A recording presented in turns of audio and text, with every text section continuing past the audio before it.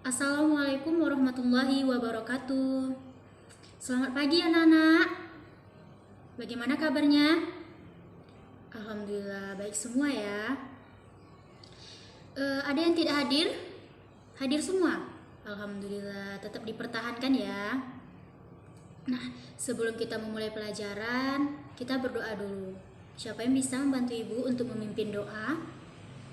Iya, ketua kelas silahkan.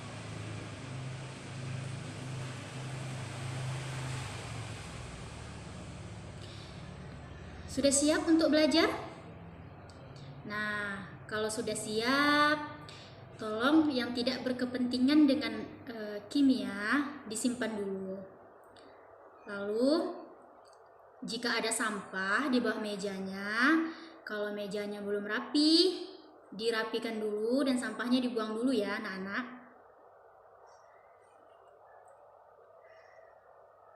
Sudah selesai? Oke. Ada yang tahu hari ini kita sudah masuk pertemuan yang keberapa?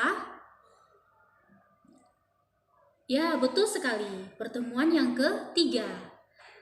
Ada yang tahu pada pertemuan hari ini kita akan membahas tentang apa? Sudah pada belajar semua kan di rumah? Ya, betul sekali. Jadi, pada hari ini kita akan membahas tentang larutan elektrolit dan non-elektrolit. Adapun tujuan pembelajaran kita pada hari ini, yang pertama, anak-anak semua mampu menyebutkan pengertian dari larutan elektrolit dan non-elektrolit. Lalu, anak-anak semua mampu menyebutkan apa saja sifat-sifat dari larutan elektrolit dan non-elektrolit. Dan yang ketiga, anak-anak ibu semua mampu menyebutkan apa-apa saja contoh dari larutan elektrolit dan non-elektrolit. Nah, sekarang ibu ingin bertanya, ada yang masih ingat apa itu larutan? Iya Sari, betul sekali. Jadi, larutan adalah campuran homogen yang terdiri dari dua zat atau lebih yang berupa cairan. Oke, jadi larutan itu terbagi menjadi dua ya. Ada larutan elektrolit dan ada larutan non-elektrolit.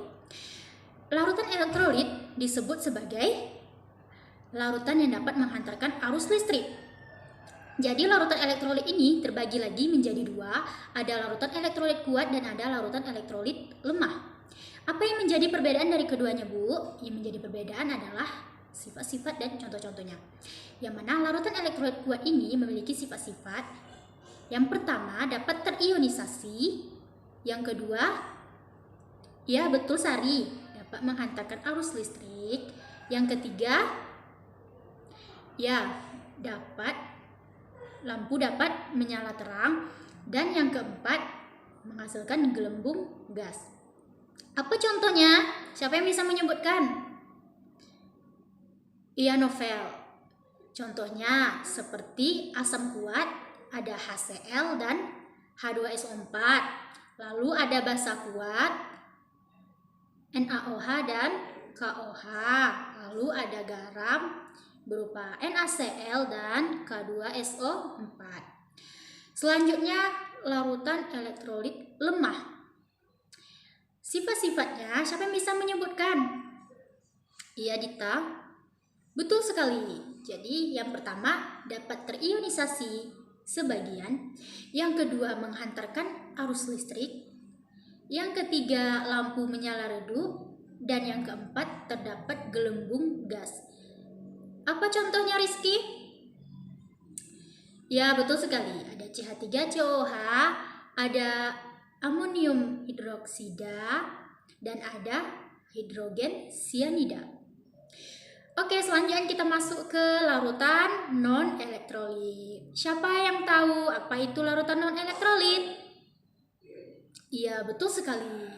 Adalah larutan yang tidak dapat menghantarkan arus listrik. Sifat-sifatnya yang pertama, apa sifatnya? Tidak terionisasi. Betul. Yang kedua, tidak menghantarkan arus listrik. Dan yang ketiga, lampu tidak menyala. Apa contohnya, Bu? Contohnya ada amilum. Siapa lagi yang bisa menyebutkan contohnya? Ya Imam, ada urea dan alkohol. Sudah pada paham? Ada yang ingin bertanya? Kalau tidak ada yang ingin bertanya, biar ibu yang bertanya ya. Nah, ibu ingin bertanya, mengapa larutan elektrolit dapat menghantarkan listrik? Ayo, siapa yang bisa jawab? Tidak tahu? Jadi, contohnya kita ambil HCl. HCl, kalau di dalam air, mengurai menjadi kation atau H+ dan anion berupa Cl-. Ion H+ tadi menangkap elektron pada katoda dan membebaskan gas hidrogen.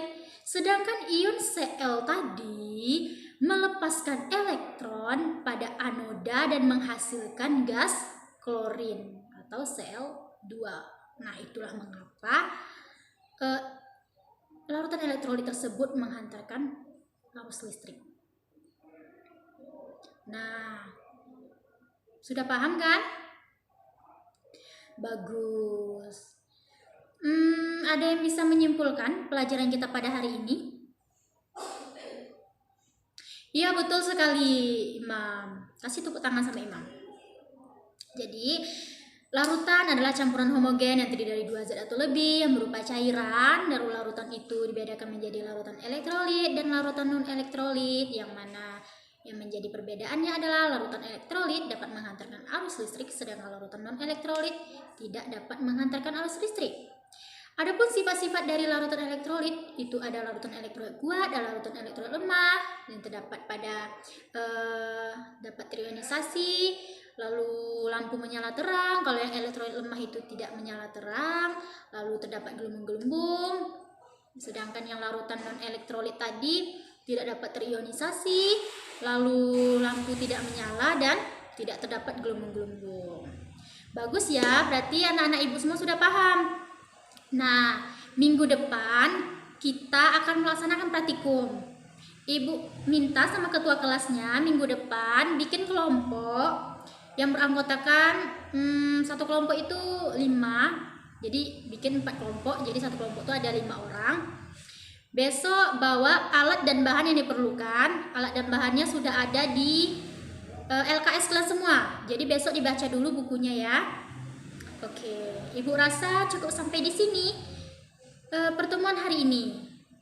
Jadi terima kasih kepada anak-anak semua atas antusias dan kerjasamanya. Ibu akhiri, wassalamualaikum warahmatullahi wabarakatuh.